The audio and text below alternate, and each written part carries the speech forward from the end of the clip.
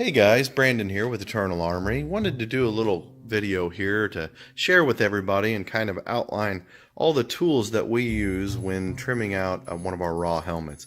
We get this question an awful lot when people receive their helmet and they start looking at how to cut the visor out and how to trim the neck if they want it to be a little bigger and so on and so forth. And we get a lot of questions that just say, you know, what do you use? How do you cut this out? What do you recommend? And so I wanted to go through some of my personal favorite tools that I use on a daily basis to trim out raw helmets. One of the first things I use is what I call an oscillating tool. They go by many different names. Here you see we have a Rockwell, which is a little higher end version. It's a variable speed. And then we have the old handy dandy Chicago tool from Harbor Freight. You can get this guy for about 20 bucks if you watch the sales. And this one we keep a pretty thin plunge cutting blade in, the little skinny one for fine detail, and in our Rockwell we keep the bigger blade here. That is for long straight cuts, and what these things are great at is just plunging in and cutting a really straight line. And the way I usually do that, this is for my rough trimming by the way, I'll plunge it into the helmet and then I will turn it at an angle so that I can just follow the line up, and it cuts very straight. It's very it's actually a lot cleaner than using the old rotary tool, because the rotary tool tends to throw a whole lot of very fine dust in the air, which you should always wear your mask to avoid breathing that in, getting it in your lungs. But these things make a much coarser dust, and it's easier to clean up. It still gets all over you, but it's not nearly as invasive as the fine dust that the Dremel does. And these cut a lot faster. Plus, one of these blades will last for a very long time if you're just cutting urethanes with it. So this is really our go-to for both cutting the neck off of the bottom of the helmets when they come right out of the mold, and for cutting out visors, or at least getting the rough cut done. Once the neck hole is cut, I usually resort to this guy, and this is a Grizzly belt sander, or what we call a wand sander.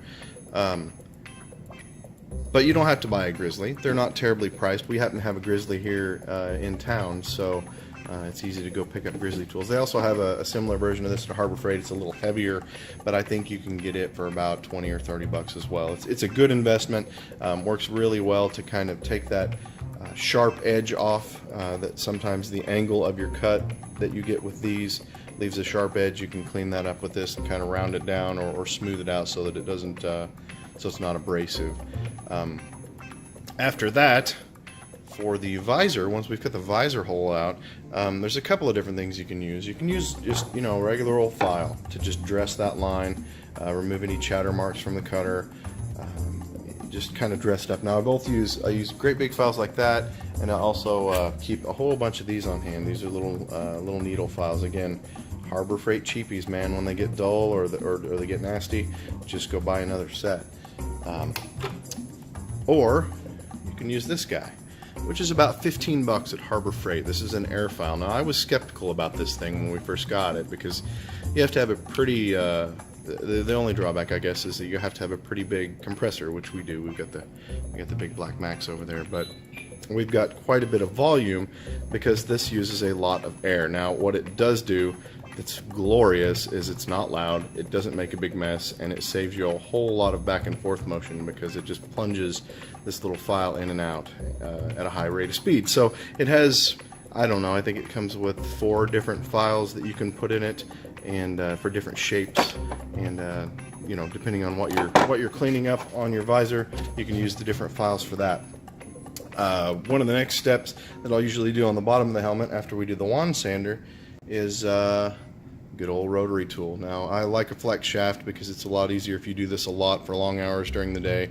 You know, you're not holding the weight of the tool in your hand, and you've got a lot more control. Now, these little flapper bits, we actually bought, I think we bought these online, but you can get them locally at your different tool stores. I like them. They're a lot more of a subtle sanding motion than the solid drums like these, which these will take off a lot of material in a hurry, but for subtle smoothing, I'll use this little flapper style sanding drum.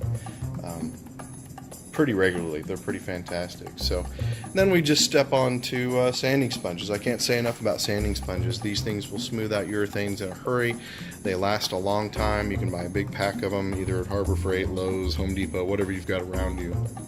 So we keep a lot of these on hand, and of course sandpaper, sandpaper, sandpaper. But really wanted to just kind of outline that we do use these oscillating tools. You can get them inexpensively at Harbor Freight. Same with the wand sander, the air file. You can spend less than $100 and have yourself some tools that'll make your life a lot easier for doing costuming stuff. These also are all very handy when using with ABS plastic like our armor. Basically any of the costuming tools can be worked with this stuff. Anyway, if you have any questions, put them down below. Don't forget to subscribe, and I guess I will see you guys on the flip side.